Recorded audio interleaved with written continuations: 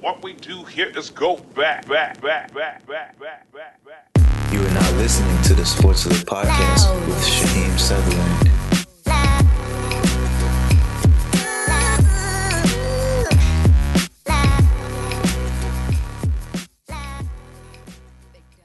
Hey everyone, I'm Shaheem Sutherland, and if you're a first-time listener, welcome to the SportsLit Podcast. If you're a regular listener, welcome back. Today, I have the opportunity of interviewing sports writer Mirin Fader. Fader, at just 26, is already well known in her field of work. So far, she's written for publications such as ESPNW, Sports Illustrated, Bleacher Report, Slam, and the names go on and on from there. It's time for you guys to sit back and relax, and I hope you guys enjoyed this interview. Hey, Mirins, how's it going? Hey, I'm good. How are you? I'm fine. How was your Thanksgiving? It was good. I actually took some time off. I did not work, which was amazing, but weird, but good. Oh, so I take it you don't get a lot of breaks. No, I don't. I gotta keep hustling all the time. So back to the grind now. No, I definitely understand, especially if you're doing freelance writing full time. I totally understand. Yeah, it's a lot. What you do for Thanksgiving? Well, my family is pretty much here in LA, so I just hung out with family. It was really nice, and I just took some time for myself to do the stuff I really love to do, like reading and just kind of I was still working out and stuff, but I just took some me time, much needed me time. Definitely, I feel you. I did all that, and I made sure I had a lot of plates in front of me. Yeah, right. I maybe had one too many plates in front of me, but that's okay. Yeah, I actually went to the gym for the first time since eating Thanksgiving. So I'm trying to sweat off the pounds I may have picked up during the break. It's rough. It's rough. But hey, I don't mind it. For some home cooked meals, it's all good. Right. I definitely think it was worth it. I have no regrets. So you said you're a sports writer. How did you become a sports writer? Yeah, I mean, I actually started out as an athlete. I was a basketball player, pretty much from the beginning. So, elementary school is when I started, and really pursued that sport very competitively for, over the next decade and a little longer. And at the same time, I've always written, but it was always for myself. It was never like a public thing. And I think, finally in college, when those two worlds kind of collided for the first time, I really decided I want to take the writing route seriously, and I majored in English, and I kind of combined those two passions, and I found that sports writing was the kind of the perfect blend for me. Okay, that's cool. So you were a hooper before you wrote? Yeah, point guard. Oh man, yeah. I was doing some research on you, and I was listening to an interview you did on, I believe, Relatively Speaking. Yeah. And I heard you say you were 5'1", so I was like, let me mark off everything except the one. Yeah, literally a center in my dreams, kind of Muggsy Bogues, like person, obsessive. Muggsy was like my dude back in the day, but no, I think that drove me. I think that motivated me. It's still now, like every it's just, I don't know if other short people experience this. It just seems everybody else is just very tall. When I'm in a when I'm in a reporter scrum, I'm always like elbow under somebody's elbows and gotta like kind of box out to get in there. So oh man, yeah, kind of using the same skill as I did on the court. Hey, it's coming in handy, right? It is. Definitely know how to box out. Oh, that's perfect. I bet you do. So is there anyone who played a big part in helping you become a writer? I think it's a lot of people. I think first my family. I'm very close to my family, and they're just always supportive in the different twists and turns that my dream took as a basketball player first, supporting that dream, taking me everywhere I need to go. Anyone who pursues a sport competitively knows that you're on the road all the time. Yeah. You're always trying out for things, and it's very much a labor of love as a family. So that kept my family tight for a very long time. And then when I wanted to shift gears in this, everybody was just so on board and really supported me, and was just, they always read all my articles. They always the first to share it on Facebook, which I live for, when my mom does that. And, and, everyone, I love that. Yeah. And when she hits that like on Twitter, but, yeah, I think they've been really helpful towards me and just supporting me. I think a lot of families, if their son or daughter said they wanted to be a journalist in 2017, they'd be like, what the heck, go to law school. But my family has been like so supportive from day one. And then my friends, of course. And then definitely say my mentor is Jeff Pearlman. Like, he hates when I use that term, but he's amazing. He just has so much advice to offer. He never forgets what it's like being at my stage in my career and really trying to hustle and work. And he's taught me a lot about digging and reporting. And I never really understood how to dig and how to find details until I started asking him questions and asking him about his process. And, I'm just really appreciative that he's helped me so far. So you said you played ball, and you said you majored in English. Where did you go to college?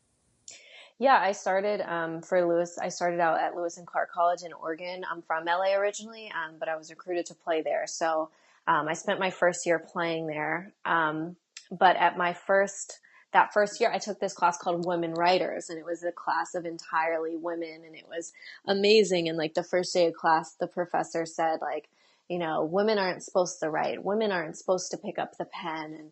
And we read Toni Morrison, and I fell in love with Toni Morrison. I would just like, for example, when we were reading Beloved, you had to obviously read it one time. Like, I read it 3 times because I felt like the first time you just engrossed in the plot. Second time, you got to appreciate how gorgeous each sentence is. And the third time, you got to appreciate like the national historical significance of what this book really means, like the bigger picture. So I started falling in love with English and writing and reading, and all those interests were kind of colliding with me and the sort of athlete that I've been. And I was kind of having 2 lives at one point, like student athlete, but also this very rich inner life. And I knew at that point that the writing and the reading was going to take me a lot farther than basketball would. So I decided to sort of change lanes at that point. Okay. So you made that transition after your freshman year?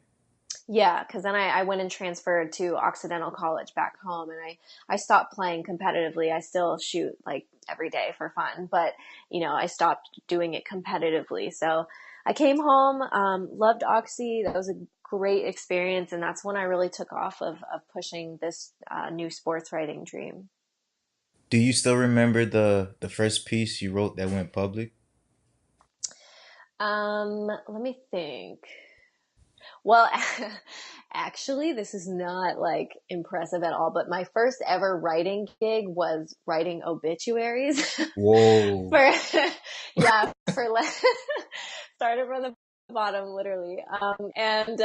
You know what? I was really grateful because, in college, everyone's doing the internship scramble and you're trying to, build up this resume. And I honestly had no resume. And so I was sophomore and I found this thing, and I basically memorized the formula. So and so was survived by so and so, and so that went public. That was really cool. But I think my my first real article was for Slam.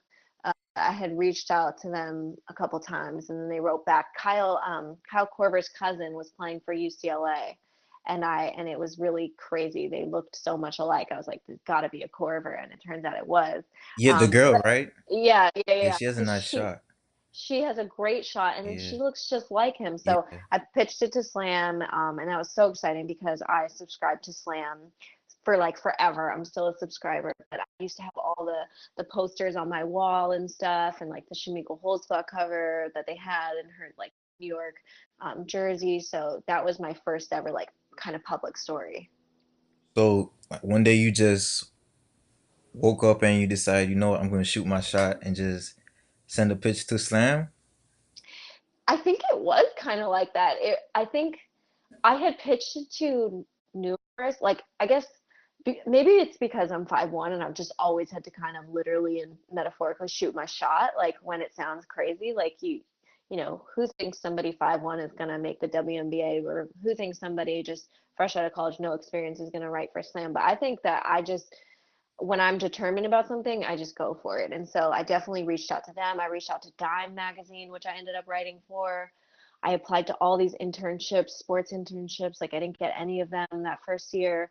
So I was like, what the hell? I'm just going to keep trying. And then they finally responded. And then, yeah, one article turned into two for Slam, and then it turned into like a couple year relationship freelancing for them. So I wrote for Slam for quite some time. So yeah, I guess I just decided to reach out. I don't know how else was it going to happen. I think when you're 5'1" in basketball, you don't come with the mentality like things are just going to be handed to you. You come with the mentality like every day I got to work, I got to show people, I got to prove myself. Nothing's going to be handed to me, and I don't think I approach sports writing any differently.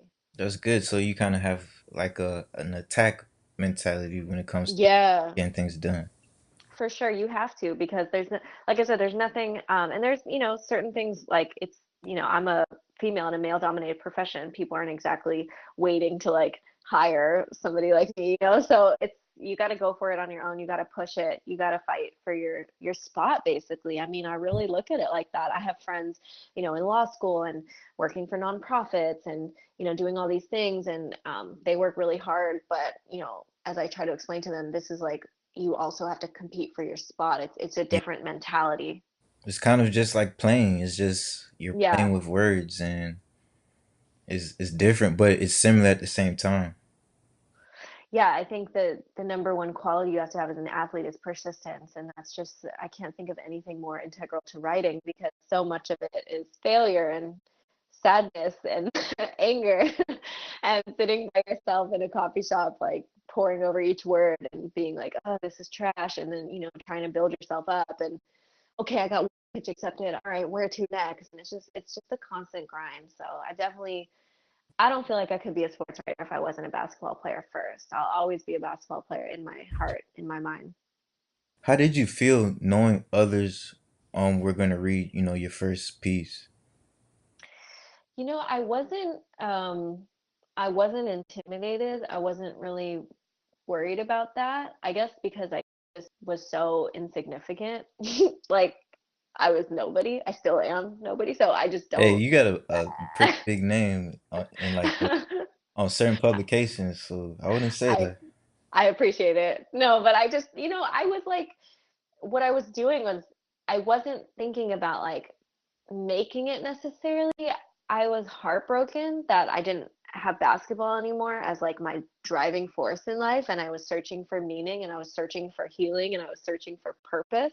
So I wasn't thinking who's going to read this. I was more thinking like what is this doing for me? Like how is this helping me heal? And that's exactly what it did. So it was more like I was trying to figure myself out during that time. The path was like not immediately as clear as it sounds. It was really murky. It was really hard.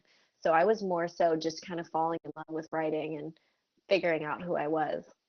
So going into college, you didn't know that you were going to be a writer, kind of? No, no, I definitely didn't. I was still on the basketball path. Like I wanted to play overseas. I wanted to, you know, figure out how I could, I was very much still like athlete, athlete, athlete. And like I said, like I've always written my whole life. It was just a private thing. It wasn't a public thing. So I knew that was something that was important to me, but it was just always second fiddle to basketball. I wrote every day and I still write every day in a diary. I've done that like since fifth grade because if I didn't write every day, I would feel lost. But I didn't think like I'm gonna go into college and be a writer. Honestly, I was interested. I had so many different interests at that time. Like that first year in college, I took so many different classes in gender studies, anthropology, psychology, sociology. I was very much a humanities person, not really. Oh, history. I wanted to double major in history. I wasn't really sure like what my lane was. But then when I took that women writers class,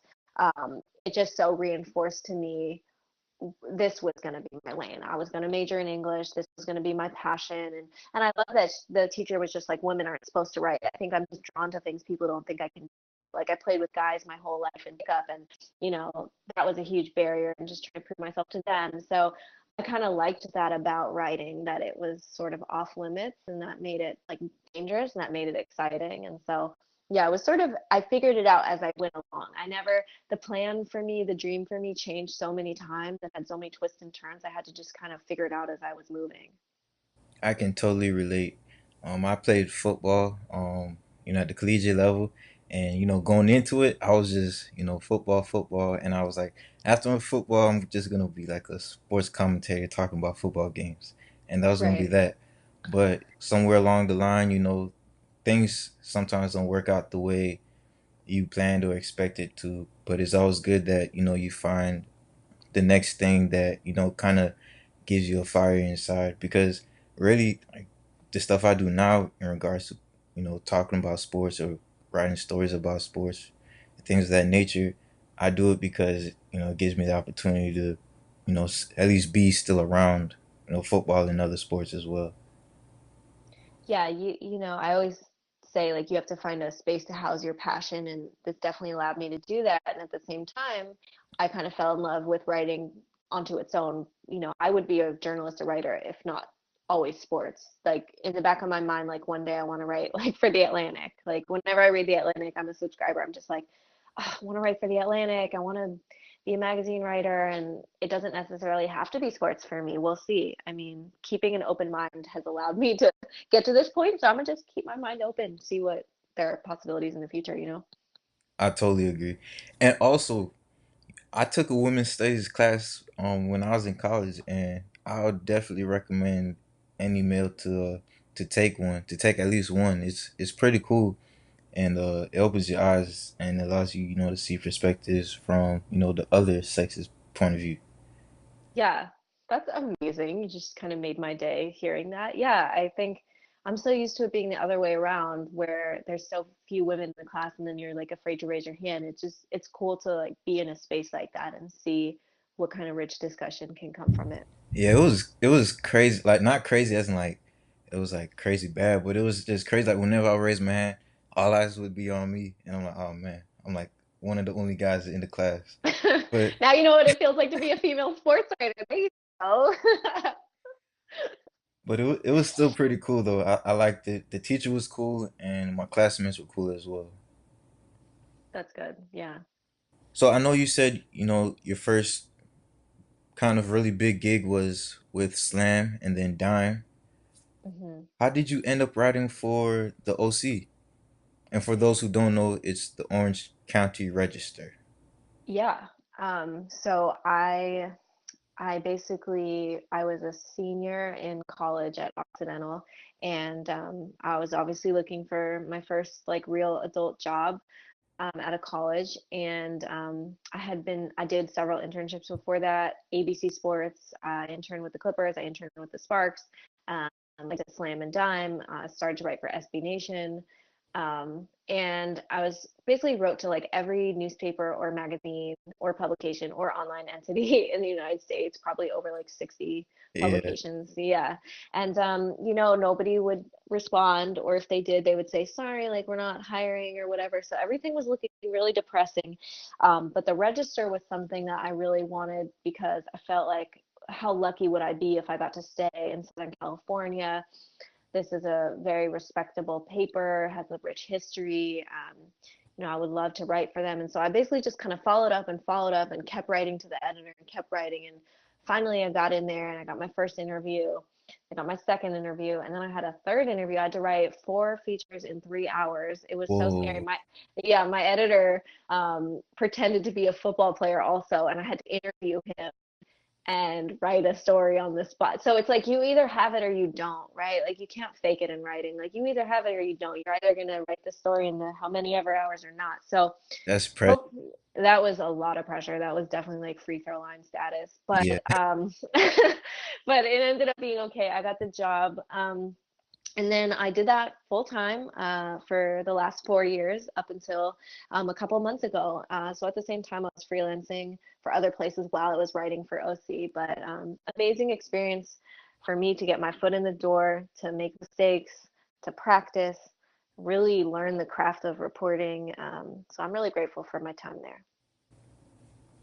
during your time there, I assume you got to meet a lot of different people that left a big impact on you.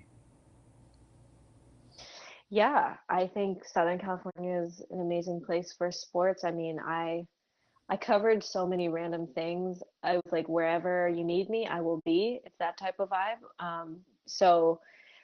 I did everything from like Cal State Fullerton's nationally ranked baseball program to 4-year-old little league pony, not pony, I don't know what they call it, 4-year-old baseball. Like T-ball, I literally, I think yeah, I don't so. even, T-ball. yeah, I don't even know what it is. It was 4 years old, all-star team from Santa Ana, had like a 45-minute convo with the manager. He was so hyped. So, it just taught me that no matter what you're reporting on, you do it to the best of your ability. Whether you're doing high school sports or college sports or youth sports, you take it on wholeheartedly.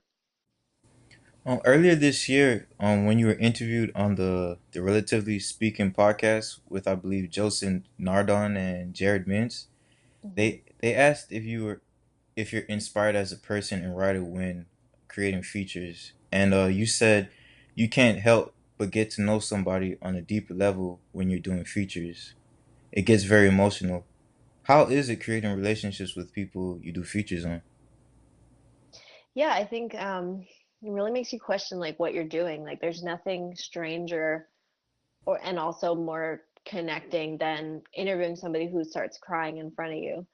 Um, that's a really, I mean, it's such a like it's like Terry Gross talks about this. Like it's such an intimate experience reporting, and I think that I'm able to write features because I'm able to connect with my subjects because I'm an empathetic person. I think that there are writers that are more talented than me, and there are writers that are better reporters and writers, but I think that working hard and having empathy are two qualities that I bring to the table, and I think that that just really helps. There's no way you can interview somebody for 4 hours and not feel a connection to them, and it's not an endorsement of them. It's not an inappropriate relationship. What it is a respect between them and you, a trust that is built, and there's just no way you can get somebody to open up without trust. And the way to build trust is knowing how to ask the right questions. And so, yeah, when I got to the register, did I know how to do that? Absolutely not. I think my first week at the register, I was like, I'm way in over my head. I can't do this. I felt like an imposter. I was like, I don't belong in journalism. I'm terrible. But then after 4 years, I was like, you know what? Now I have strategies. Now I know how to report. Now I know how to connect emotionally with someone. It comes from practice. When you're interviewing an individual, how do you go about asking questions about sensitive areas? You do it in a way that you'd want to be asked. So, like, think of the worst thing you've ever been through in your life and think of how long it took you to share whatever horrible thing you went through with the people you love most. Probably took years, maybe in some, speaking from my own experience. So you go in with a delicacy, you understand that, and you understand that you're asking a lot out of this person, right? Like you're expecting them to just tell you these things, and so you can't go in there like, hey, like Yeah. tell me your trauma. And it sounds stupid, sounds funny, but there's a lot of insensitive reporters out there who will do that. So it's just asking the right questions and knowing when to bring it back a little bit, knowing when to like pause or like when somebody, it's the same thing when you're talking to your friend and like she's really upset, knowing when to bring in that comic relief. It's kind of just being a human. Like I know how to phrase things like, hey, I know this is really hard. If you don't mind sharing this, or would it be okay if I asked you this? And like these are the most extreme examples. Most people are not interesting. Most people, there is something interesting about every human being, but most people do not have horror, these horror traumas that make such compelling features. That's just one strain of the feature. Most features, you just hope that you write something interesting that people like and connect with. It's very rare that you have a compelling trauma story, but when you do, you totally got to go in with being humble and being respectful. Yeah, because you're asking a lot from them. Yeah, it's like if the tables were flipped, like, how uncomfortable would I be? Oh my God, I would shrink into like a little ball and just go cry in a corner. So I know how I'd want to be approached. So I make sure to bring that to my interviews. Yeah, speaking of that, you did a very, very good job on the Lanisha Regan feature. I really love that feature. It was really good. Oh, thank you. That I was just thinking about that feature. That is an example of emotional, like that was a tough story. Yeah, because, not everyone has mental illnesses, but everyone can relate to her. And because of that, I totally understand where you're coming from. Yeah, and I think there was especially with that, it's like you know, she was going to tell her story for the first time. And, you know, she took a leap of faith by trusting it in someone. And she showed trust in me, and I couldn't let her down. Like, that's a scare. You know, people don't realize that. Like, you have a responsibility when you're a writer. Like, you have a responsibility to tell a story accurately, truthfully, honestly, all those things. But you also just have a responsibility to get it right, which is not about facts. Getting it right is about like understanding. It's about respect. It's just getting it right encompasses so much more than what people think it is. And you know, I didn't want to let her down. Like, I didn't want to screw this up. I labored over it for hours with each word, making sure each word was, you know, respectful and, you know, all those things. So that was really a big challenge. Isn't it crazy how, a word, like if you write it, it can be looked as good or bad, like just like following the other words that's around it. Like say you wrote it hoping that it's gonna be good, but then like someone else reads it and then they misinterpret it the wrong way. Isn't it crazy like how that can happen with just words? Yeah, it's always, I think all of this is just subjective. Like, and I think you learn that the more editors you have. Like, it amazed me like what my article looked like at the beginning when I turned it in at the register, and then at the end. And I'm not saying like good or bad. I'm just saying like, you know, before it goes to print, there's like six different eyes on it. And think about that, six different people, probably from six different areas with six different set of life experiences and six different assumptions and six different, you know, strengths and Yeah. weaknesses, and they all bring their own thing to it. And so one editor can be like, this is amazing, and the other one can be like, this is trash. So it's like, I try not to like, you have to be coachable, and you have to understand that your editors know exactly what they're doing, and they're smart people, and they're, you know, they're right. But what somebody likes it or doesn't like it is subjective. A lot of people can have different opinions, you know. Yeah. Hence Twitter. Yeah, hence why I am limited in my tweeting. Yeah, it's crazy how the people who like troll these celebrities and stuff, like they go on the webs well on social media and they say all this negative stuff, but if they were to cross by this person, they'll probably say, "Hey, how's it going?" and keep it going. And social media is great, but then like it's also sad because it also shows you, the bad parts of it. I, I don't know where people have the time. I mean, I work all day. I go to the gym. I eat. I sleep. I like brush my hair. I Exactly. talk to my friends. I don't know, where do you people have the time to just be on this thing? I don't know. And the first Uh, three take up most of the day already, so right? I yeah. know. I don't get it. So. Yeah. But just going back to Reagan, I just want to Hmm. say big props to her because I guess I was trying to say it before, but I think I misworded it.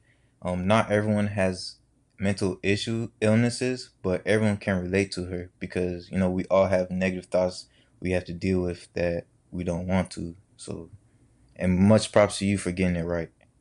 Her Oh words, yeah. yeah. It was an honor to meet her, talk to her. And you did that one for ESPNW, right? Yeah. Hmm. So besides Reagan, well, not besides because maybe she might be, but who is your favorite person like out of all the people that you've met? Who was your favorite person to interview? I can't have a favorite. There's just so many cool people. Like, it was just I love talking to athletes. They're fascinating. But I'll just pick a recent person because I profiled Sean McVay for Bleacher Report, the head coach of the Rams. I was so stunned with how nice he was, and I don't know if that's a sad state of commentary on like what people normally are in these circles, but he was just, you know, I literally had like less than 4 minutes with him to write the entire profile, but he just treated me like such an equal, and I because we're both young, and he respected that about me. But he was just so genuine and so cool, and he gave me like his full attention. He gave like really rich answers. He's just like very smart, great speaker. I could just tell like this is an orator. This is not just a coach. So he was fascinating. So it's like a Jon Gruden 2.0 kind of person. Yeah, like mad scientist. I love that they went with that for the headline. Like, just a very like interesting, frenetic, high energy, motivational, interesting, smart as hell, gutsy guy. there's no secret sauce to his rise. The dude just worked hard, and I cannot but respect that. True. Yeah. You can't overlook hard work. You can't. You can't. But what about Magic Johnson or Jerry West or like DeAndre Jordan? Like Yeah. that's There big names right there. there's an unfortunate picture of me somewhere on the internet interviewing DeAndre Jordan. Oh yeah, I saw. I look like a mouse, but But it's he's fine. huge. He's Yeah, I huge though. know, but he's on one end of the spectrum and I'm on the other. So hopefully I didn't out myself there, but I was a lowly intern then. And I had to ask him like, "What's your favorite restaurant in Houston?" It was so stupid, but you got to do what you got to do. I was hustling for the media guide answers at that point. But yeah, I think it was really fun when I was interning at ABC Sports. I was the last person in the newsroom late one night just logging a baseball game, and then somebody dipped out of assignment and there just happened to be an opening and I just happened to be there. It was just fate, or just pure luck. And they let me go cover the NBA 2K, I think it's 2K12 event or something. And Jerry West was there, and Magic Johnson was there, and Mike Brown was the coach of the Lakers at the time. And I got to interview them, and Mike Brown said my name correctly, which I was so happy because it's so rare. And Oh, it did was I just, say it correctly? I didn't even ask. yeah, you did. You did. It's such an accomplishment. It's so Okay, rare. good, good. Yeah. So anyway, he said my name right, and I just was dying because that was the first time I interviewed a professional figure like that. So it was just really cool, and it gave me confidence that, hey, if you gotta stay like that. I hate being cliche, but they say in basketball, you don't have to get ready if you stay ready. That was like such an Yeah. example. It was like 9 p.m. at night, logging a game, happened to be there, didn't have time to doubt myself and worry. I had to just be like, yes, I will go. That's just kind of been my motto. Like, hey, Mirren, can you cover this? Yes. Hey, can you cover this? Yes. Even if I'm nervous about it or don't know what I'm doing or whatever, the answer is yes. And then you push yourself and then you see that you can do it. And just to make you feel better, I'm 5'9", so if I stood next to Okay. DeAndre Jordan, I'd look small too. So Okay. I it's all appreciate it. good. Okay. In addition to to you covering DeAndre Jordan, I came across, well, I actually read it. The story you did on the Strawberry Field lacrosse team. Oh, yeah. In Philly. Yeah. Is that still your favorite story? You know what? I'm gonna just prefer that my favorite story hasn't been written yet, but I I loved that story. Not the job that I did. I just mean like I loved the experience of going out and reporting that story. like the location or just the whole atmosphere. I think it was such an important story that wasn't being told. I think like right now I'm dealing with how do you profile celebrity athletes when you have zero access? That was the flip side. How do how amazing is it to cover normal people, everyday people when you have all the access in the world and they're just dying for their story to be told and for somebody to recognize them and hear them and respect them? How amazing is that? I mean, honestly, sometimes I prefer to interview like non-famous people because you really get to challenge yourself as a writer. Like it's, when you don't have, like, I had zero time with Lonzo Ball for that profile for Bleacher. And, I said like, damn, what could I have done if I had access? But when you do have access, you really got to take advantage. And that was like a moment for me to like really grow as a reporter because I spent 4 days with them. I've never spent that much time with subjects ever. And I really got to know them and hear their story. And it was such a gut wrenching story about like race, gender, class, Mhm. sports. And so it really, when I was out there, I was like, damn, like I really want to do this. It's like I know I want to do this. I am doing this. I make a living as a sports writer, but it's like moments where you're just out on the field like that and you're just falling in love. You're like, I love this. I want to keep doing this for the rest of my life. That's kind of what I felt when I was out there. That's really cool, and it's also cool because first they're black, and then the second thing is they're women, and then they're playing lacrosse, and Right. you normally don't hear those three things all in the same sentence. So I thought it was really cool that you covered that story and that ESPNW, you know, put such a magnifying glass on it. Right. I was just gonna say that story would not exist without the platform of ESPNW. Like Yeah, I'm proud to write for ESPNW. They tell stories about women, all kinds of women, all kinds of backgrounds of women, and yeah, I totally I agree. yeah. So I was just super grateful. they allowed me to go to Philly. So can you describe what it's like to travel in order to cover a story? I know it must be fun. Yeah, this was the first year I did that. Bleacher Report, the first story I did where I traveled, where somebody paid for me to travel, was Bleacher Report story on Monet Davis, actually in Philly. So that was in like January, February of this year. I was so nervous. I was so nervous because, I'm used to just not having anyone pay for anything. I was just shocked. They set up like I had a plane ticket, I had a hotel, I had meals expensed. But then I was like, shit, you can't fuck this up. Like, this is a really important, this is really important. You got to show them that you can do this. You got to show them that you're tough enough. You got to show them that you've got this. But it was so fun. I remember after the day's work, I was finally relieved. But I had to transcribe like a million hours stuff because my editor wanted me to send her like an outline or something the next day. But I remember I paid for a cheesesteak and I just thought, this is so cool. I don't care if I have to transcribe for the next how many ever hours. Like, I didn't pay for this cheesesteak. Like, it's just like really cool. And Hey, it per gave, diem is great. it's everything. Thank you, Bleacher Report. So yeah, I am so grateful to them because the majority of my travel has come from Bleacher Report and the people there are awesome.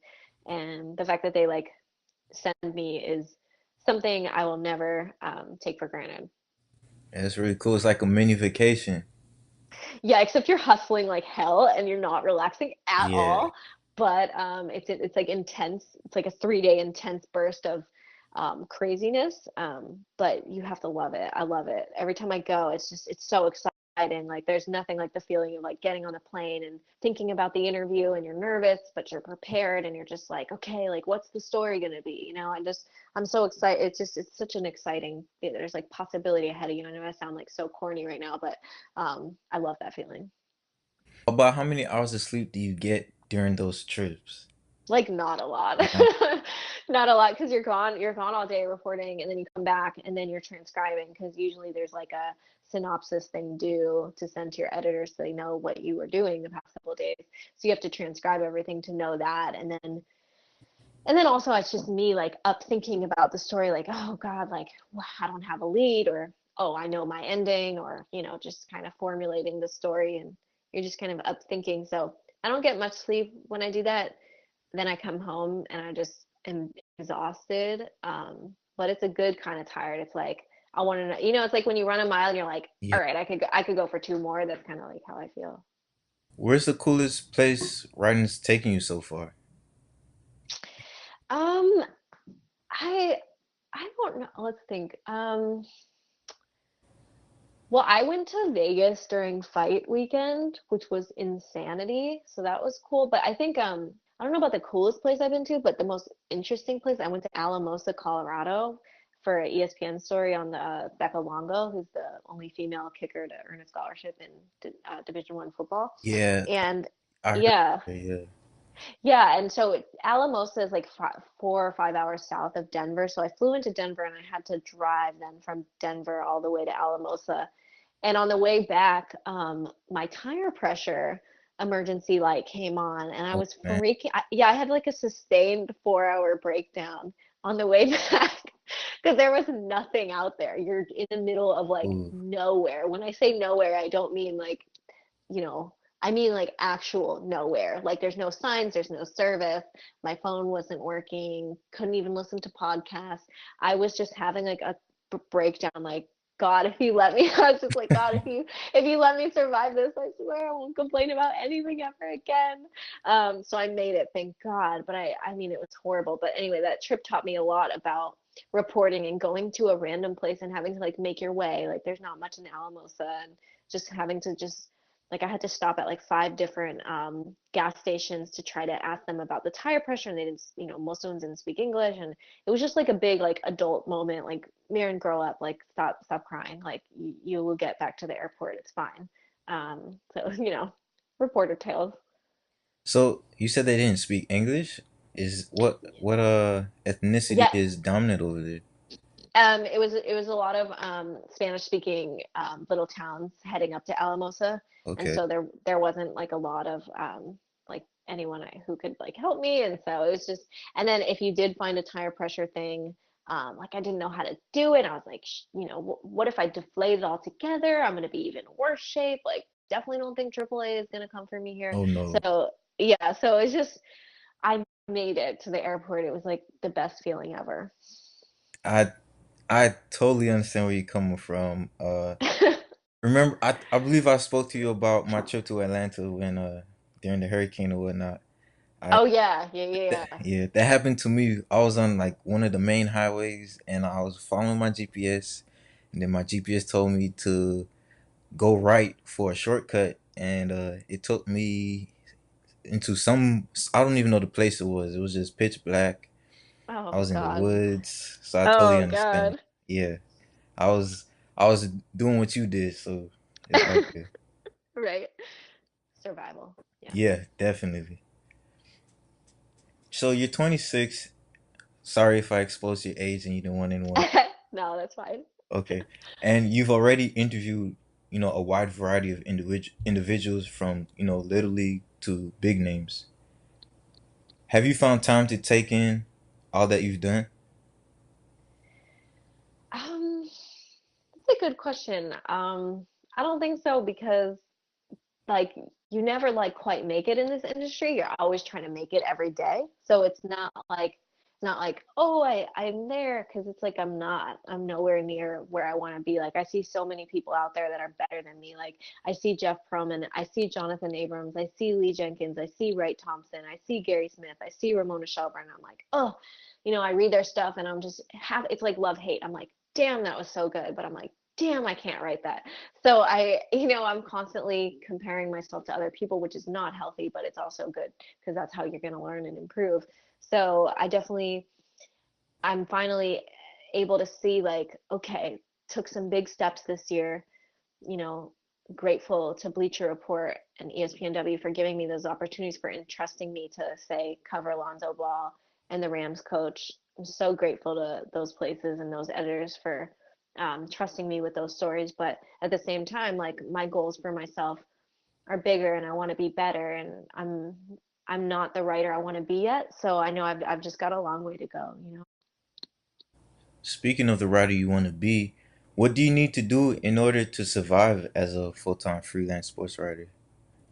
You need people around you that love you, that tell you it's going to be okay. You need to tell yourself that it's going to be okay. And you need to hustle like you've never hustled before. Like pitches in, rejections out, okay, acceptance here, okay, rejection there, okay, we're moving. You need to be an Excel chart guru. You need to be on it with your finances and, when is this being delivered to me and how many do I need to book per month to get this going? And it's been an eye-opening thing for me.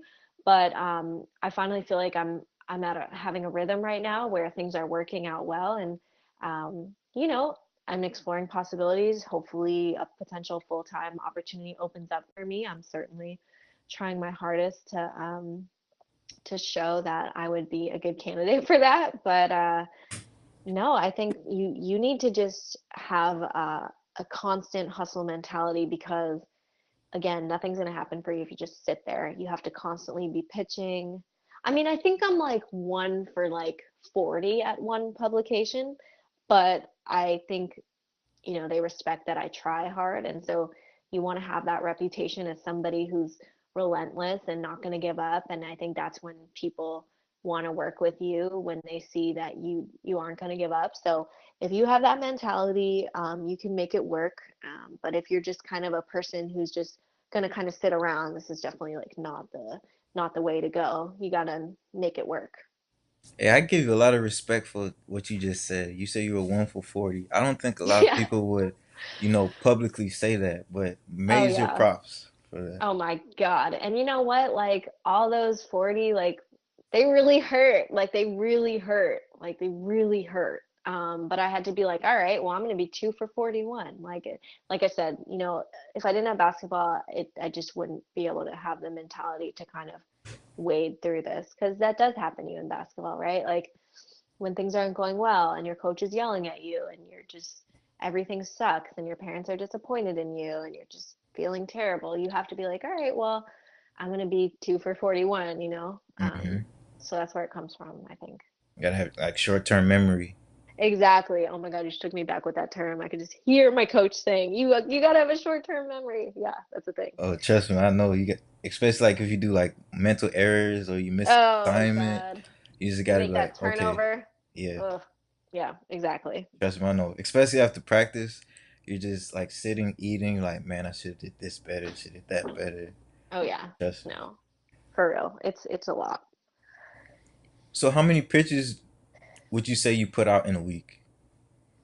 You know what? When I was first doing this, it was a lot. Fortunately, I've reached a point where the I have close relationships with the editors that they give me work as well, so it's like a dual street. But like yesterday, I pitched 12 things to different publications to about I can think it was like three. So, but it just depends. Like sometimes like you get a lot of work and you don't need to pitch. Other times like you're like, a little dry spell. I need to like let them know I need to pitch more to them. But I think it's just a constant thing, and that's what helps having awesome editors like at BR and ESPNW. Like they want to help me, and they're always looking out for me. So it really helps out that. What's your schedule like weekly? I still work like 6, 7 days a week. That's how it was when I was at OC, and it's still the same now. Um, probably about 50 hours. And then I go to the gym like at night, late at night. I go to the gym like 6 days a week. So I'm constantly like I'm on it. I'm pushing myself. My battle has been learning how to take breaks.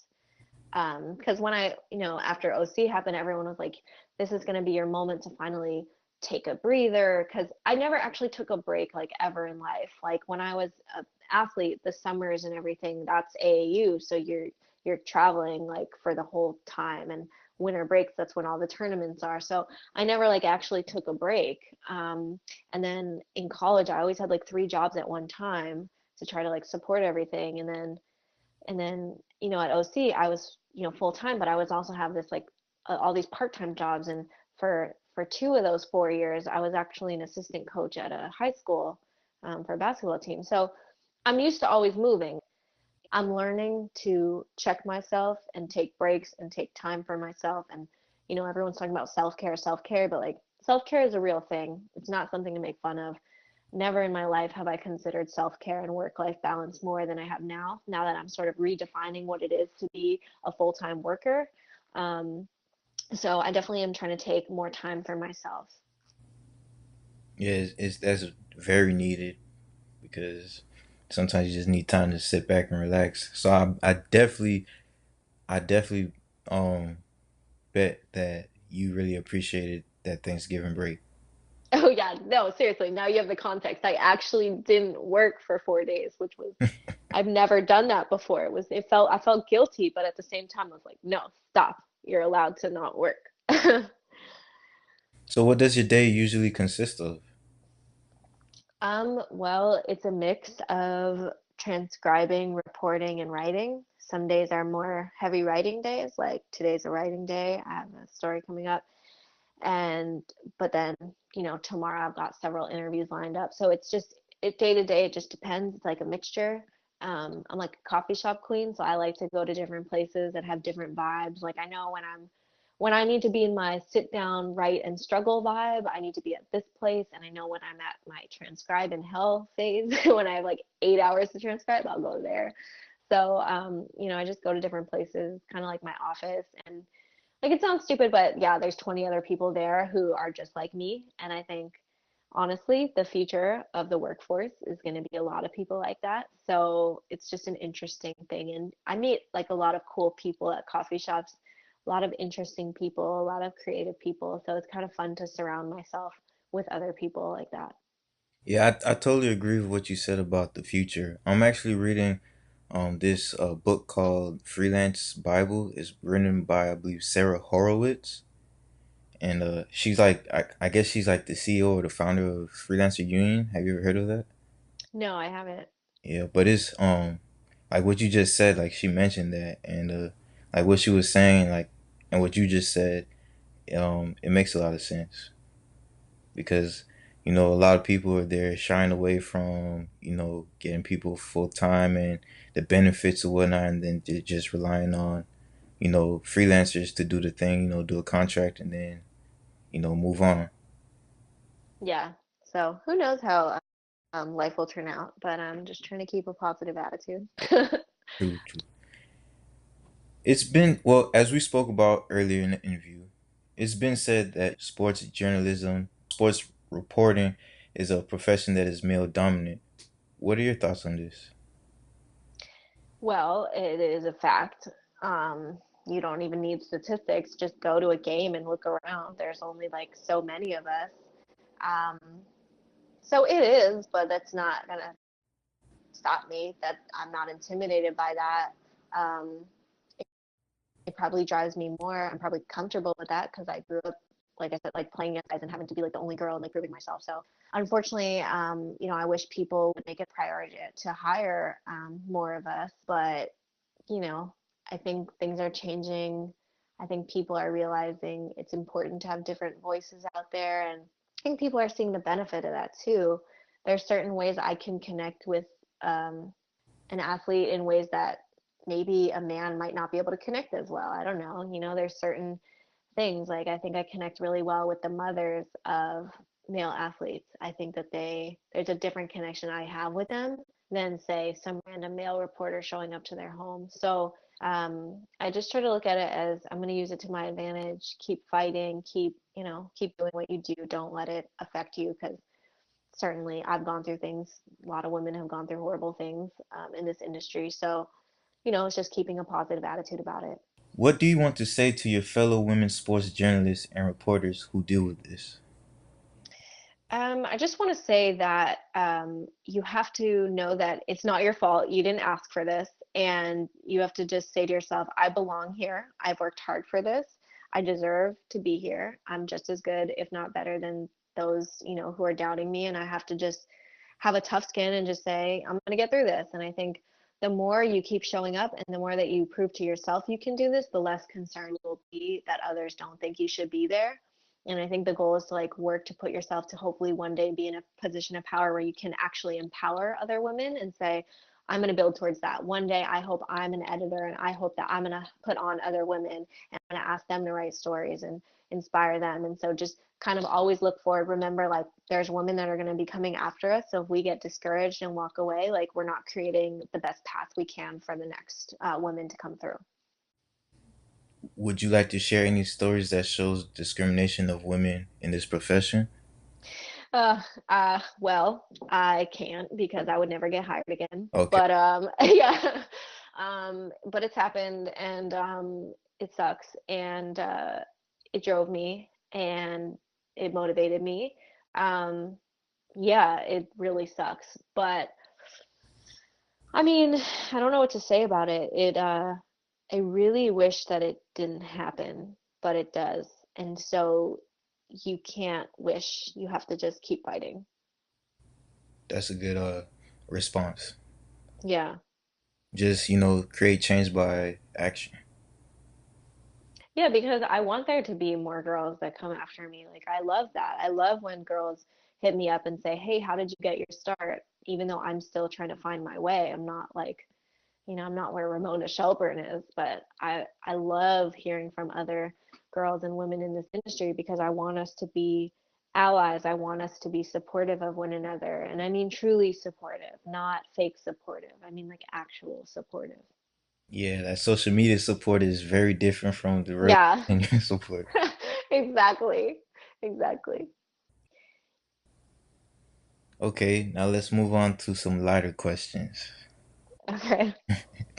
Yeah, you go from asking all these questions. I figure, you deserve a break.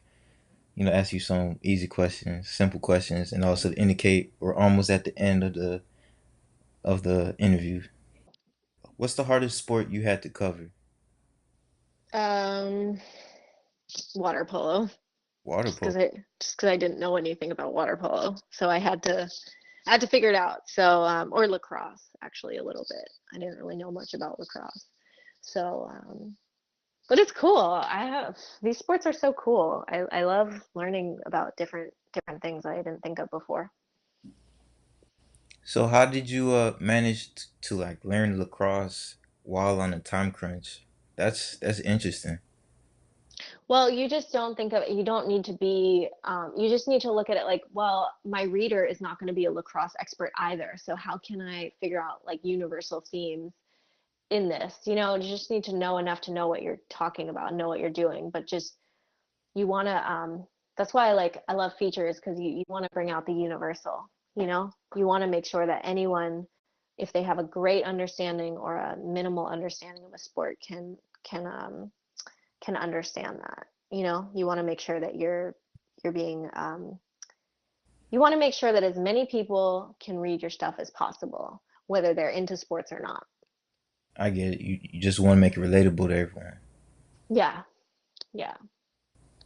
In another part of your interview on Relatively Speaking, you said that you want to write sports nonfiction books. Can you tell me about that? Yeah, that's definitely my dream. That's definitely my goal.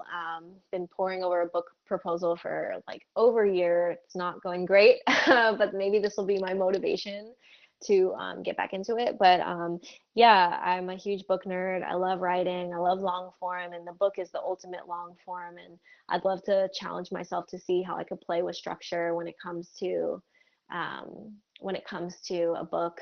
I love it. I love it so much. And I want to write, like maybe I could follow a team for a year. I could, profile somebody very interesting that hasn't been done before. And my issue is how do I find somebody big enough that people will care to buy it or that somebody will pay me to do it, that has mass commercial appeal without losing a human interest kind of story.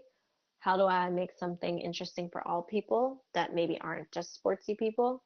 Um, how do I get the access to somebody who's big time, right? Like Boys in the Boat, the story about the Olympic, I think it was like rowing or something. It was a great book um, about that wonderful team, and it was such a great book. But I think that's the exception. It's very hard to sell a book on a kind of unknown team or player or something. So Got you. I don't know. I'm still trying to figure it out.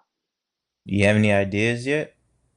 Or I can't share because somebody is gonna steal my oh man, I my got my you. ish and then get paid for it instead of me. So Yeah. Well, I'll just be on the lookout then. yes, be on the lookout. Okay, 6 words. How to get away with murder. Is the best show ever. I know Well, I I don't know. heard I you don't know on about the ever. pod. I don't know about ever, but it's my Yes. show. It's the only show I have time to watch. It's the only show I watch. Yep. My girlfriend and I we've watched every season except for the current one right now. We got to catch up on it, but it's crazy, man. It's Viola Davis she's a genius. Yeah, she's like amazing. That's how, you picture yourself walking into an interview like that, and then you're like, wait, I'm not her. Like, I'm not her at all, but I will channel her fierceness. Yeah, it's a great show, and it's just crazy. The plot is always it always throws me off. Like I think, oh, this person did it, and then lo and behold, it's someone else, and I'm like, man, Yeah, nobody's safe. yeah. Nobody's safe. And I could binge watch Everyone. that. No, I love it because it shows that like not everybody's all good or all bad. And I think like characters are good writers make good people interesting because there's everyone has a bad parts about them. And I love the complexity of that show. Yep, I totally agree. Is there anything you would like to share or state before you go? No, please read my stuff. And that would be amazing. I have a website that I worked really, really hard on. If people could go visit it, it's www.mirinfader, mirinfader.com. So check it out because, again, a lot of labor went into it. All my stuff is there. Where can we find you on social media? Okay, I'm on Twitter at Mirin Fader, first and last name, Mirinfader. Okay, perfect. So whoever's listening, make sure you go and follow Mirin. She has some great stories, and you won't be disappointed. I appreciate that. Thanks for having me on. No problem. And once again, thank you for joining me. I really appreciated it. Yeah, absolutely.